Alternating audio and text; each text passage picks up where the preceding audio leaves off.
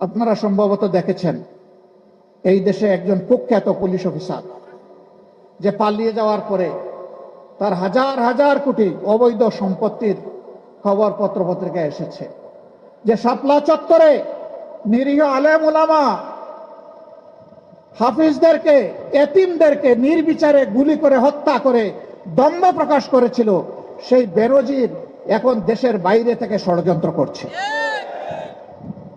আমরা পুলিশের ভাইদেরকে অনুরোধ করব, ওই ষড়যন্ত্রকারীর ফাঁদে পা দেবেন না। আপনারা আপনাদের রাষ্ট্রীয় দায়িত্ব যথাযথভাবে পালন করুন। ও যেন আপনাদেরকে ঝুঁকিতে ফেলতে না পারে। সতর্ক থাকুন।